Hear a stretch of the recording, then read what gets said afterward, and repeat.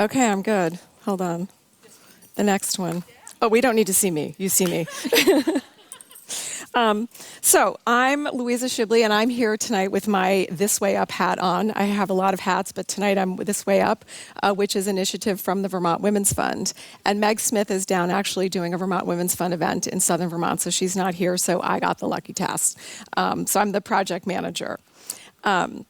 So give you guys a little bit of background. Actually, first I want to say, raise your hand if you've taken the survey. Okay, hold on. I have to take pictures for Meg. So just a second. So here's one. Wait, one side there. Oh, wait. Oh, yeah. Okay, video. Hold on. Let me do the video. All right. Everyone keep your hands up. Video. All these people, Meg, have taken the survey. Check it out. All right. We're going to go all the way around. Awesome. All right. Well, give yourself a round of applause because you guys heard, the voices were heard.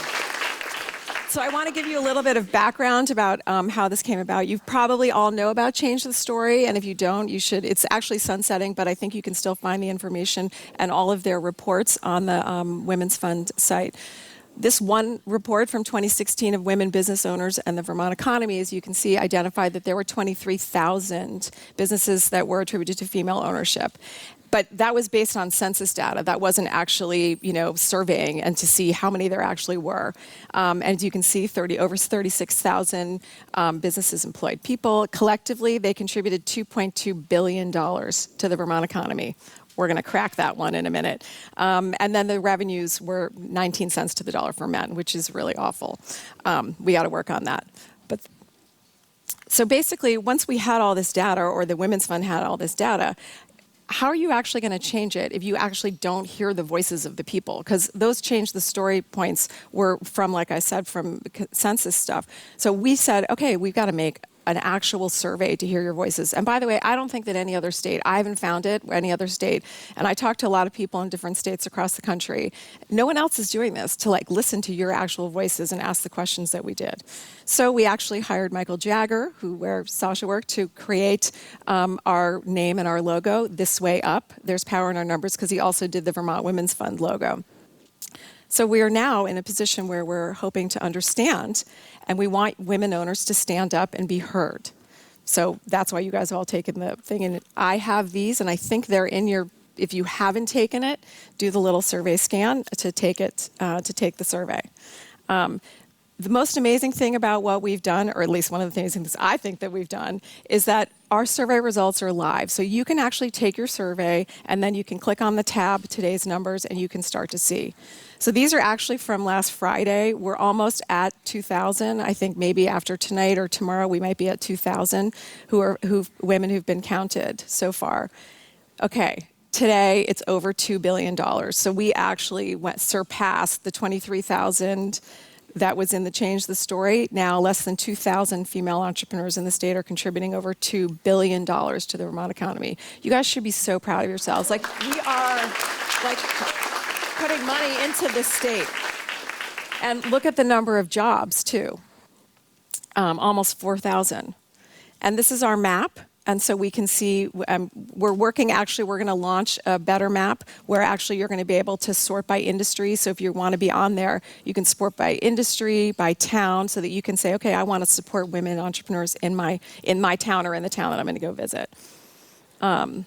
We ask, of course, for those of you who've taken it, we ask a lot of questions. Not every question actually comes live onto the website. So what life changes, and funny, these questions, I won't read them because you guys can read them, but they change, right? The 23% on the website, you can click and you can see the 19%, the different, what the different changes are. So I definitely recommend you go and check it out. So in this case, obviously 23% lost employment, decided it was time to work for myself, which probably resonates a lot in this room where people, because you guys, right? Exactly. And then obviously part of my thing is I'm about funding for female entrepreneurs. So I'm always interested to know, where do people get the money to start their business? Where they get the money to grow their business? And this 43%, actually, no, the blue there is the 8%. The borrowed, actually, I'm not sure, because they should be corresponding. We'll have to check on the website. How do women business owners identify? No one's asked that. That was actually one thing, too, is that Meg was asked during the PPP and the pandemic if she knew how many BIPOC female entrepreneurs there were in the state, and there wasn't numbers to it. And so that was another thing, like, okay, we don't know these numbers. And the state's been talking about doing it for a long time, but it hadn't happened. Anyway, so what other life experiences have they had? And I definitely recommend you guys go and check out the results, because it's your voices. And I put this in here because game theory, so Marguerite Dibble and Shannon Mitchell have done all of this, and they are such rock stars. They are amazing. So they've created the whole website, and so including this was way back when, but this amazing little video showing of our live results on the website. At this point, obviously, we were only at 1.3. So what's next? So our goal is to get 10,000. I mean, we actually think that there's more. The state says there's over 80,000 businesses registered. So if there are 80,000 in total, there have to be more than the 10,000 that we think, or the 23,000. But we're going for 10,000 for this year. So we basically have to the end of the year to get that. And we think we can get there. And what are we going to do with this information, right? So we're collecting all your voices and all your challenges and what you're looking for. We don't know, because we're going to wait and see when we get at the end of the year. But we have a lot of ideas that we can already see coming out.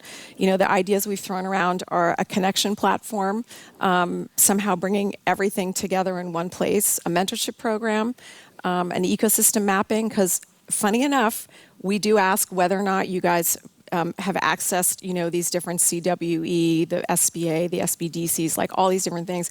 And surprisingly, not a lot of people are actually accessing them all. And there are these things that are amazing resources of technical assistance that everyone should be accessing. Some of it for free, some of it almost free, some of it grants.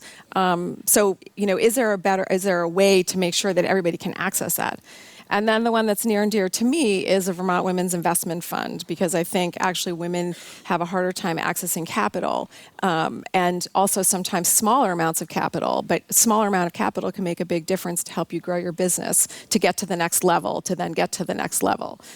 So who knows? We don't know, and we want to hear your ideas. So if anybody has ideas, my email address is on the website. You can, email me at any time and contact me to say, I think the email address is on the next page. There you go. Hello at. So you can contact me if you have ideas. We are open to hear anyone's ideas, because we want to make this a collaborative process. We'll probably end up making some kind of committee that's from all of our stakeholders. I should say, before we made the survey, we talked to everyone in the state who talks, or we tried our best to talk to everyone in the state who touches female entrepreneurs. We wanted to hear their voices and what they thought that they needed to have in the survey. So we added a lot of things along the way from, the state, from different stakeholders from across the state, so that we wanted everyone to feel like they had a little bit of ownership in the survey. So anyway, this way up, there's power in our numbers. And one more thing. So we do a Feature Friday. So if you want to be featured on the Women's Fund Instagram, you basically email this account and say that you'd like to be featured. We feature you. We also we allow you to say a bit about your business, but really it's about you, why you're an entrepreneur, why you chose Vermont, and the important things, what you're passionate about. We got the whole year to go, so every single one of you could be a Feature Friday. Thank you.